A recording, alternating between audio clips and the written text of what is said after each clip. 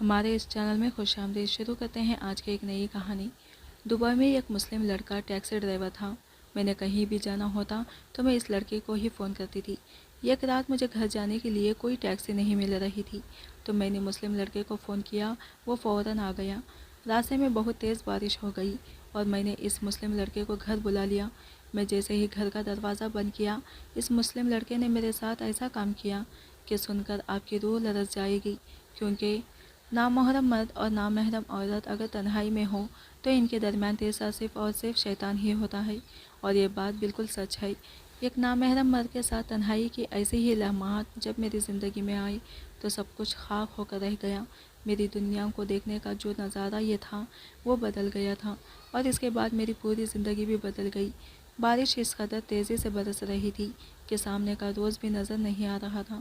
میں نے taxi driver سے کہا کہ کسی بھی طرح بس مجھے میرے گھر پہنچا دے۔ ہم جہاں موجود تھے وہاں سے میرا گھر کافی دور تھا، اور موسم کی خراب صورتحال کو دیکھتے ہوئے میں بہت زیادہ پریشان ہو گئی تھی۔ ٹیکسی ڈرائیور شاید بہت ہی بھلا انسان تھا۔ اس نے کہا کہ بی بی جی آپ فکر نہ کریں، آپ کو آپ کے گھر پہنچانا میری ذمہ داری ہے۔ اس نے بیک ویو مرر سے ایک نظر مجھ پر ڈالی اور ہم دونوں کی نظریں ملتے ہی اس نے اپنی نگاہوں کا زاویہ بدل دیا تھا۔ میں دل ہی دل میں پر اتنا کر رہی تھی کہ رات کے اس پہر خیریت سے اپنے گھر پہنچ جاؤں۔ میں پچھلے 2 گھنٹے سے اپنے دفتر کی باہر کھڑی ہوئی تھی، لیکن کوئی بھی ٹیکسی ڈرائیور مجھے میرے گھر والے راستے پر لے جانے کے لیے راضی نہیں تھا، کیونکہ بارش پورے زور و زار پر تھی اور موسم کا کوئی بھروسہ نہیں تھا۔ رات بھی کافی ہو چکی تھی اور اسی بات نے مجھے پوری طرح پریشان کر دیا تھا۔ مجبوراً میں نے اپنے موبائل میں سیو ایک ٹیکسی ڈرائیور کا نمبر ملایا جو ایک مسلم لڑکا تھا۔ مجھے جب بھی کہیں جانا ہوتا تو میں اسے فون کر کے اپنے گھر بلا لیا کرتی تھی اور وہ مجھے مناسب قیمت پر منزل تک پہنچا دیا کرتا تھا، لیکن آج میں نے موسم کی وجہ سے اسے فون نہیں ملایا تھا۔ اب جب کہ میرے پاس گھر جانے کے لیے کوئی راستہ باقی نہیں تھا تو میں نے پریشانی کے عالم میں اسے فون لگایا تھا۔ مجھے امید نہیں تھی کہ وہ اس موسم میں بھی میرے ایک فون پر میرے لیے چلا آئے گا، لیکن اس وقت میری حیرت کی انتہا نہ رہی جب اس نے کہا کہ بی بی جی آپ 15 منٹ میرا انتظار کریں، میں اپنے گھر پر ہوں اور بس آپ کے پاس آنے کے لیے نکل رہا ہوں۔ میں واقعی بہت زیادہ حیران تھی کہ ایک شخص جو اتنے خراب موسم میں سکون سے اپنے گھر پر ہے، وہ میرے خاطر اپنا سکون چھوڑ کر کیوں آ رہا ہے۔ اتنی ٹھنڈی بارش میں میرے لیے کھڑا رہنا بھی 2 بھر ہو چکا تھا، لیکن مجبوری تھی، مجھے 15 منٹ انتظار کرنا تھا۔ قریب 20 منٹ کے بعد وہ مجھ تک پہنچ گیا تھا۔ اسے دیکھ کر میری جان میں جان آئی تھی، لیکن میں ٹیکسی میں بیٹھتے ہی سب سے پہلے اس کا شکریہ ادا کیا کہ وہ میری ایک فون کال پر چلا آیا ہے۔ وہ عاجزی سے کہنے لگا کہ اسے میری مدد کر کے خوشی ہوگی۔ میں تھوڑی دیر آنکھیں بند کر کے ٹیکسی میں بیٹھی رہی اور پھر جب آنکھیں کھولی تو میری نظریں اس پر جم گئی۔ وہ بڑی مشکل سے اتنی تیز بارش میں ٹیکسی چلا رہا تھا، نہ جانے کیوں وہ میری ایک فون کال پر آ گیا تھا جبکہ ہمارے درمیان کرائے کی بھی کوئی بات نہیں ہوئی تھی۔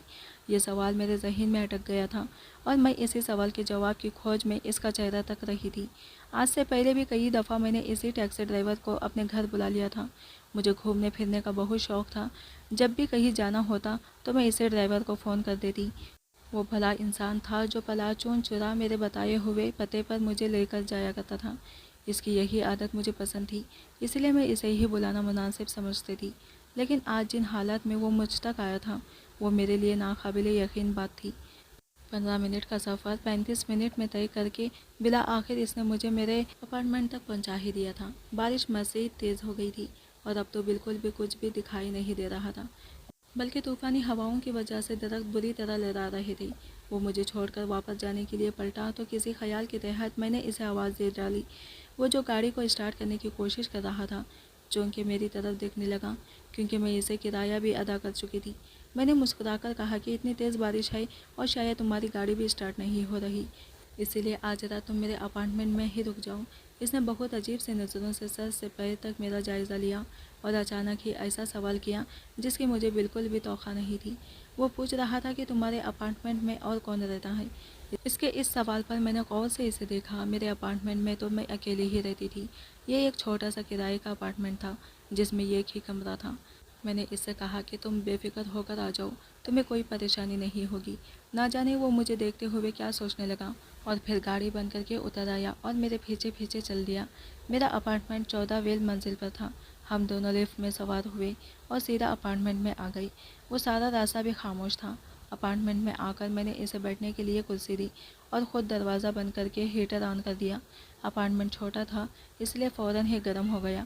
میرے کپڑے بارش میں پوری طرح بھیگ چکے تھے اور مجھے حد سے زیادہ ٹھنڈ لگ رہی تھی۔ وہ مسلم لڑکا سر جھکائے بیٹھا تھا جیسے کسی گہری سوچ میں ہو، اور پھر اچانک ہی ہم دونوں کے درمیان کچھ ایسا ہوا کہ سن کر آپ کانپ اٹھیں گے۔ 2 گھنٹے وہ میرے ساتھ اپارٹمنٹ میں رہا تھا اور اس کے بعد مجھ پر چادر ڈالتا ہوا وہ مجھے چھوڑ کر اپارٹمنٹ سے نکل کر چلا گیا تھا، لیکن یہ 2 گھنٹے میری پوری زندگی کو بدل چکے تھے۔ میں تکیے پر لیٹی زاروں قطار آنسو بہا رہی تھی۔ جو کچھ بھی ہوا تھا وہ پوری طرح غلط تھا اور اسی لیے میں ٹوٹ گئی تھی۔ میرے کپڑے بستر سے نیچے پڑے تھے، میں چادر میں لپیٹی ہوئی تھی اور اپنا سب کچھ گنوا چکی تھی۔ یوں ہی روتے روتے شاید صبح ہو گئی تھی، لیکن بارش کی شدت میں کوئی کمی نہیں آئی تھی۔ میں کھڑکی کی طرف دیکھتے ہوئے اپنا گزرا ہوا ماضی یاد کرنے لگی، جو کہ بہت ہی مشکل تھا، اور اتنا مشکلوں کے بعد اب میری زندگی میں کچھ ٹھہراؤ آیا تھا۔ لیکن بیتی ہوئی رات نے ایک دفعہ پھر سب کچھ تہز نہز کر دیا تھا۔ میرا نام پوجا تھا، میرا تعلق بھارت کے شہر گجرات سے تھا۔ میں بہت زیادہ خوبصورت تھی اور اپنی خوبصورتی پر مجھے بڑا ناز تھا۔ میں اپنے والدین کی اکلوتی بیٹی تھی، پیسے کی بھی کوئی کمی نہیں تھی، اور اسی بات نے مجھے گھمنڈی بنا دیا تھا۔ میں صرف 14 سال کی تھی اور 9ویں جماعت کی طالبہ تھی کہ جب ہی مجھے میری کلاس کے ایک مسلم لڑکے سے محبت ہو گئی۔ وہ بہت ہی خوش اخلاق تھا، ہر ایک سے اچھی طرح سے بات کرتا تھا اور سب کی مدد کرتا۔ کلاس کی دوسری لڑکیوں کی طرح وہ مجھ سے بھی بہت اچھے سے پیش آتا اور کبھی ہندو اور مسلم کا فرق نہ جتاتا۔ آہستہ آہستہ مجھے اس سے محبت ہونے لگی، اور پھر ایک دن میں نے اس سے اپنی اس محبت کا اظہار کر دیا۔ میری بات سن کر اس کے چہرے پر ایک دھیمی سی مسکراہٹ آ گئی اور ہماری محبت کا سلسلہ چل پڑا۔ دن یوں ہی مہینوں میں بدلتے رہے اور ہم محبت کے نام پر ایک دوسرے کی جنسی خواہشات پوری کرنے لگے۔ 14 سال کی عمر میں ہی میں اپنا سب کچھ گنوا کر سلیم کی ہو چکی تھی۔ سلیم نے مجھ سے وعدہ کیا تھا کہ وہ میرے لیے دنیا سے لڑ جائے گا، لیکن کبھی مجھے تنہا نہیں چھوڑے گا۔ سلیم کی محبت کا ہاتھ تھام کر میں 3 سالوں تک سفر کرتی رہی اور اسکول سے کالج تک پہنچ گئی۔ چوری چھپے ملاقاتوں کا سلسلہ چلتا رہا، اور کبھی کسی ہوٹل میں تو کبھی کسی پارک میں۔ ہم ایک دوسرے کی تسکین کا ذریعہ بنتے رہے۔ میں 17 سال کے قریب پہنچی تو میرے رشتے آنے شروع ہو گئے، اور میرے باؤجی نے فیصلہ کیا کہ وہ میری شادی اپنی بہن کی بیٹی سے کریں گے۔ یہ خبر میرے لیے کسی قیامت کی طرح تھی، کیونکہ میری زندگی میں سلیم کے سوا اور کسی مرد کی گنجائش نہیں تھی۔ میں نے اگلے ہی دن سلیم کو کالج کے باہر بلا لیا اور اس کے ساتھ ایک ہوٹل میں چلی گئی۔ ہمیشہ کی طرح سلیم نے کمرہ بک کروا کر رکھا تھا۔ اس کے پاس بھی پیسے کی کوئی کمی نہیں تھی، وہ بھی ایک امیر باپ کا بیٹا تھا۔ میں نے اسے بتایا کہ میرے باؤجی میری شادی راکیش سے کرنا چاہتے ہیں، اور اب وقت ہے کہ وہ ہماری محبت کے لیے کوئی قدم اٹھائیں اور اپنے گھر والوں کو میرے گھر بھیج دیں۔ ہمیشہ کی طرح سلیم نے مجھے اپنی باہوں میں بھر لیا اور میری بات کو نظر انداز کرتے ہوئے اپنی پیاس بجھانے لگا۔ سلیم کی اس رویے نے مجھے حیران کر دیا۔ میں جو حد سے زیادہ راکیش کے رشتے کو لے کر پریشان تھی، اس بات سے سلیم کو کوئی فرق نہیں پڑا تھا۔ میں نے غصے میں سلیم کو خود سے دور کیا اور اس سے کہا کہ وہ میرے گھر رشتہ بھیجے۔ کب تک ہم یوں ہی چھپ کر ہوٹلوں میں ملتے رہیں گے؟ سلیم کے چہرے پر ایک عجیب سی مسکراہٹ آ گئی اور وہ کہنے لگا کہ شادی کی کیا ضرورت ہے؟ جب ہم دونوں اتنے عرصے سے ایک ساتھ ہیں تو اب شادی کہاں سے بیچ میں آ گئی؟ سلیم کی بات سن کر میرے ہوش اڑ گئے تھے۔ اس کی نظر میں تو ہمارا رشتہ صرف ہوٹل کے کمرے تک ہی تھا اور اسے شادی کی کوئی ضرورت نہیں تھی۔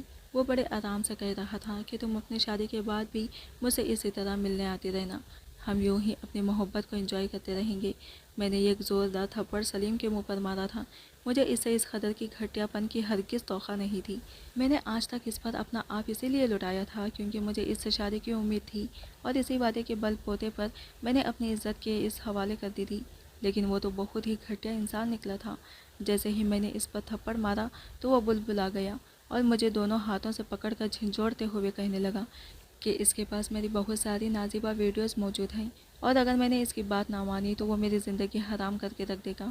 اس نے اپنی جیب سے اپنے موبائل فون نکالا اور مجھے میری وہ تمام ویڈیوز دکھانے لگا جب میں اپنی مرضی سے اس کے ہاتھوں کھلونا بنی ہوئی تھی۔ میں سوچ بھی نہیں سکتی تھی کہ ہر ملاقات میں اس نے میری ایسی بہت سی ویڈیوز بنا رکھی ہیں جس کے بل بوتے پر وہ ساری زندگی میرے ساتھ یوں ہی رنگ رلیاں مناتا چاہتا ہے۔ مجھے کچھ بھی سمجھ نہیں آیا تھا اور میں الٹے قدموں دوڑتی ہوئی ہوٹل سے باہر نکل آئی تھی۔ میں روتے ہوئے کس طرح اپنے گھر پہنچی تھی، مجھے کچھ ہوش نہیں تھا۔ میرے گھر والے میری حالت دیکھ کر گھبرا گئے تھے۔ لیکن میرے پاس تو انہیں بھی بتانے کے لیے کچھ نہیں تھا۔ 2 دن تک میں اپنے کمرے میں بند رہی، لیکن ان 2 دنوں میں سلیم نے فون کر کے میرا جینا حرام کر دیا تھا۔ وہ بار بار مجھ سے ملنے کی خواہش کا اظہار کر رہا تھا۔ میں اچھی طرح جانتی تھی کہ وہ مجھے ملنے کے لیے کیوں بلا رہا ہے۔ میں اس کے لیے صرف یہ ایک ایسی شراب تھی جس کے ذریعے وہ اپنی پیاس بجھانا چاہتا تھا۔ میں اپنے باورچی کے قدموں میں بیٹھ گئی اور ان سے کہا کہ میں اب بھارت میں نہیں رہنا چاہتی اور وہ مجھے کہیں اور بھیج دیں۔ باورچی جاننا چاہتے تھے کہ ایسا کیا ہو گیا ہے جو اچانک ہی میرا ایسا حال ہو گیا ہے، لیکن میں نے انہیں ایک لفظ بھی نہیں بتایا۔ ان کو بہت زیادہ زور ڈالنے پر میں نے انہیں ایک چھوٹی کہانی سنا دی کہ میں نے راستے میں کسی کا قتل ہوتے دیکھا ہے اور اگر قاتل مجھ تک پہنچ گئے تو مجھے بھی مار دیں گے۔ یہ بات بھارت میں بہت عام تھی، اس لیے میرے باورچی بہت زیادہ خوفزدہ ہو گئے کہ کہیں مجھے کوئی نقصان نہ پہنچ جائے، اور راتوں رات انہوں نے میرے لیے دبئی جانے کا انتظام کر دیا۔ باورچی کی ایک دوست دبئی میں رہتے تھے اور باورچی نے مجھے ان کے پاس بھیج دیا اور میں سلیم کی چنگل سے ہمیشہ کے لیے نکل گئی۔ لیکن سلیم کے دیے ہوئے گھاؤ آج بھی میرے دل میں بالکل تازہ تھے، کیونکہ میں نے اس سے سچی محبت کی تھی اور اس نے پوری طرح مجھے استعمال کیا تھا۔ میں نے دبئی آ کر نوکری کی تلاش کی تو جلدی مجھے ایک نوکری مل گئی۔ میں نے ایک اپارٹمنٹ کرائے پر لے لیا اور اپنی نئی زندگی شروع کر دی، لیکن میرے دل میں مسلمانوں کے خلاف نفرت بیٹھ گئی تھی۔ سلیم کے رویے نے مجھے ساری دنیا سے بدظن کر دیا تھا۔ دبئی میں میری نوکری بہت اچھی تھی اور میرا گزارا اچھے سے ہو رہا تھا۔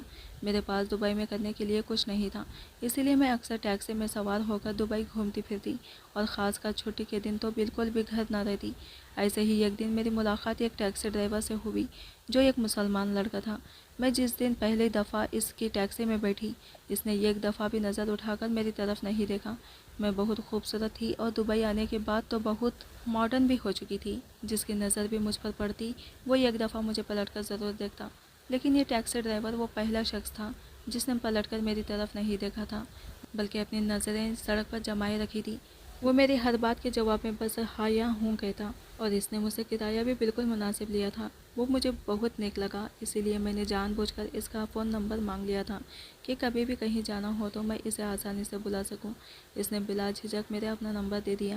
اس دن کے بعد سے مجھے جب بھی کبھی جانا ہوتا میں اسے ایک فون کرتی اور وہ سیدھا میرے اپارٹمنٹ پر چلا آتا۔ میں نے کئی دفعہ اسے بات کرنے کی کوشش کی، لیکن وہ ہمیشہ بہت ہی مختصر سے بات کرتا۔ اس کا نام شاہد تھا اور وہ 4 سالوں سے دبئی میں ٹیکسی ڈرائیور کی نوکری کر رہا تھا۔ وہ بھی میری طرح یہاں اکیلا رہتا تھا اور اس کے سارے گھر والے پاکستان میں تھے۔ کئی دفعہ اس کے ساتھ سفر کرنے کے بعد مجھے بس اس کے بارے میں اتنا ہی پتہ چل سکا تھا۔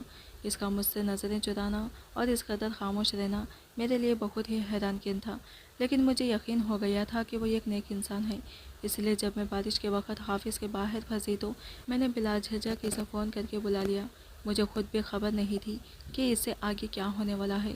بارش کی شدت دیکھتے ہوئے میں اسے اپنے اپارٹمنٹ میں لے آئی تھی اور اپنا پورا طرح بارش میں بھیگا ہوا لباس تبدیل کرنے کے لیے جانے کا ارادہ نہیں کر رہی تھی۔ جب میری نظر اس ٹیکسی ڈرائیور پر پڑی تو پوری طرح اپنی سوچوں میں گم تھا اور نظر جھکائے بیٹھا تھا۔ اسے دیکھتے ہوئے اچانک میرے ذہن میں سلیم کو وجود چلا آیا تھا۔ اس کی بے وفائی اور میرے ساتھ کی گئی زیادتیاں میرے ذہن میں گھومنے لگی۔ سلیم نے میرے دل میں مسلمانوں کے لیے نفرت کا جو بیج بویا تھا وہ آج ایک تناور درخت بن چکا تھا۔ میں نے سوچ لیا تھا کہ میں سلیم کا بدلہ اس مسلم لڑکے سے لوں گی۔ میں خود بھی نہیں جانتی تھی کہ میں کیا کر رہی ہوں، لیکن مجھے بس اپنے اندر کی نفرت کی آگ کو بجھانا تھا۔ شاہد ویسے بھی ایک خوبصورت لڑکا تھا اور اسے دیکھ کر کسی بھی لڑکی کا دل بے ایمان ہو سکتا تھا۔ اس کی عادتوں اور اخلاق نے بھی مجھے بہت زیادہ متاثر کر دیا تھا، لیکن میں ایک مسلم لڑکے سے دوبارہ دھوکہ نہیں کھانا چاہتی تھی، اس لیے میں نے اسے ہی اپنا نشانہ بنانے کا سوچ لیا۔ میں نے اپنے لباس کو خود ہی اپنے جسم سے علیحدہ کر دیا اور شاہد کو اپنی طرف متوجہ کرنے کی کوشش کی۔ میں چاہتی تھی کہ ایک بار وہ میری طرف متوجہ ہو جائے تو میں شور مچا کر ارد گرد کے لوگوں کو جمع کر لوں اور اس کے پار سائی کا جنازہ اچھی طرح نکالوں۔ وہ بے قصور تھا، لیکن اس وقت مجھے اس کے چہرے میں صرف اور صرف سلیم کا چہرہ نظر آ رہا تھا۔ شاہد کی نظر جیسے ہی مجھ پر پڑی تو اس کے ہوش اڑ گئے۔ شاید اس نے سوچا بھی نہیں تھا کہ میں اس طرح برہنہ ہو کر خود اس کے آگے پیش کروں گی۔ وہ گھبرا کر نظر جھکا گیا اور غصے میں کہنے لگا کہ بی بی جی، یہ گناہ ہے اور آپ ایسی کوئی حرکت نہ کریں جس کی وجہ سے میرا ایمان خطرے میں پڑ جائے۔ بہتر یہ ہے کہ آپ مجھے یہاں سے جانے دیں۔ شاہد کے لفظوں نے تو میری روح تک لرز کر رکھ دیا تھا۔ وہ کیسا انسان تھا جس کے آگے یہ خوبصورت اور جوان لڑکی پوری طرح بے حجاب کھڑی تھی اور وہ اپنے ایمان کی بات کر رہا تھا۔ میں نے شاہد کو کہا کہ وہ ایک دفعہ میری طرف نظر اٹھا کر تو دیکھیں۔ مجھے یقین ہے کہ وہ پلک جھپکنا بھول جائے گا۔ شاہد کہنے لگا کہ اس کے لیے کسی غیر عورت کو بے حجاب دیکھنا اس کی آنکھوں کا زنا ہے اور وہ کسی صورت اتنا بڑا گناہ نہیں کر سکتا۔ میں اسے درغلانے کے لیے محبت کا جھانسا دینے لگی، کیونکہ سلیم نے بھی تو مجھے اسی جھانسے میں پھنسایا تھا۔ میں بھی تو سب کچھ بھول کر محبت کے نام پر اپنے جسم کا سودا کر بیٹھی تھی۔ اب میں شاہد کے ساتھ بھی یہی کھیل رچانا چاہتی تھی، لیکن اس وقت میری حیرت کی انتہا نہ رہی جب شاہد نے کہا کہ اگر میں اس کا ساتھ چاہتی ہوں تو وہ مجھ سے شادی کرنے کے لیے تیار ہے، لیکن بغیر شادی کیے وہ میرے ساتھ کسی طرح کا گناہ نہیں کر سکتا۔ شاہد کے منہ سے شادی کا لفظ سن کر میں چونک گئی تھی۔ میں اسے بغیر کسی رشتے کے اپنا سب کچھ سونپنے کے لیے اس کے سامنے کھڑی تھی، اور وہ مجھے اپنانے کی بات کر رہا تھا، جبکہ سلیم نے تو ایسا کچھ نہیں کیا تھا۔ وہ تو شادی کے نام پر بڑی آسانی سے مجھے بیوقوف بنا کر نکل گیا تھا۔ میری آنکھوں سے خود بخود آنسو گرنے لگے تھے۔ شاہد کہہ رہا تھا کہ وہ 4 سال سے یہاں ٹیکسی چلاتا ہے اور اس کی آمدنی بھی بہت اچھی ہے۔ اگر میں اس سے شادی کرنا چاہتی ہوں تو وہ مجھے بس اپنا مذہب تبدیل کرنا پڑے گا، اور پھر وہ مجھے بہت خوشی خوشی اپنے گھر کی عزت بنا لے گا۔ شاہد کی نظریں ابھی بھی جھکی ہوئی تھی اور اس نے ایک دفعہ بھی مجھے دیکھنا گوارا نہیں کیا تھا، اور اسی بات نے میرا دل چیر کر رکھ دیا تھا۔ میں اپنی جگہ سکتے میں کھڑی تھی جب شاہد اپنی جگہ سے اٹھا اور میرے اوپر چادر ڈالتے ہوئے اپارٹمنٹ سے باہر نکل گیا۔ میں جو اسے ورگلا کے زمانے میں بدنام کرنا چاہتی تھی، وہ مجھے ہی عزت کی چادر اٹھا کر چلا گیا تھا، اور میں اوندھے منہ بستر پر پڑ گئی تھی۔ اس کی جھکی ہوئی نظریں، شائستہ لہجے اور مجھے اپنے گھر کی عزت بنانے والی بات نے میرے دل میں اس کے لیے ایک ایسا مقام پیدا کر دیا تھا کہ میں اپنی ہی نظروں میں گر گئی تھی۔ 5 انگلیاں برابر نہیں ہوتی، اور اس بات کی سمجھ آج مجھے اچھی طرح آ گئی تھی۔ ہر مسلمان ایک جیسا نہیں ہوتا، اور ہر انسان برا نہیں ہوتا۔ اگر سلیم جیسے گھٹیا لوگ دنیا میں موجود ہیں تو شاہد جیسے پاک دامن لوگ بھی اسی دنیا کا حصہ ہیں۔ صبح کی کرنوں کے ساتھ میں نے ایک نئی زندگی کا آغاز کیا، اور کپڑے تبدیل کر کے میں نے جیسے ہی اپارٹمنٹ میں کھڑکی سے باہر دیکھا تو میری جان نکل گئی، کیونکہ اتنی تیز برستی ہوئی بارش میں شاہد کی گاڑی باہر ہی کھڑی تھی۔ اس کا مطلب یہ تھا کہ ساری رات وہ اپنی گاڑی کے اندر ہی رہا تھا۔ میں فوراً دوڑتی ہوئی شاہد کی گاڑی کی طرف بھاگی۔ وہ اپنی گاڑی میں آنکھیں مونڈے بیٹھا تھا۔ میں نے شیشے پر دستک دی تو اس نے فوراً ہی گاڑی کا پچھلا دروازہ کھول دیا اور ہمیشہ کی طرح نظر جھکائے پوچھنے لگا، بی بی جی آپ کو کہاں جانا ہے؟ آج میں بھی ان سے نظریں ملانے کی قابل نہیں رہی تھی، اس لیے میں نے بھی نظریں جھکائے جواب دیا کہ مجھے کسی بھی ایسی مسجد لے چلو جہاں میں کلمہ پڑھ کر اسلام قبول کر سکوں۔ میری بات سن کر شاہد کے چہرے کے تاثرات بدل گئے تھے۔ شاید اسے میری بات پر یقین نہیں آیا تھا۔ میں نے شاہد سے کہا کہ میں اس دن کو جاننا اور سمجھنا چاہتی ہوں جس نے تمہیں اتنا مضبوط بنا دیا ہے کہ تم صف مخالف کو بے حجاب دیکھ کر بھی سیدھے راستے سے نہیں بھٹکے اور کوئی غلط قدم نہیں اٹھایا۔ میں جان گئی ہوں کہ جو لوگ بھی دین کے راستے پر ثابت قدم ہوتے ہیں وہ کبھی گناہ کے راستے پر نہیں چلتے، اور جو مسلمان گناہ کے راستے پر چلتے ہیں یقیناً اس کا ایمان کمزور ہوتا ہے۔ شاہد کے چہرے پر ایک ہلکی سی مسکراہٹ آ گئی تھی۔ بارش کا زور ٹوٹ چکا تھا۔ تھوڑی سی کوشش کے بعد شاہد کی گاڑی سٹارٹ ہو گئی تھی اور اس نے اپنی گاڑی کا رخ اسلامک سینٹر کی طرف موڑ لیا تھا۔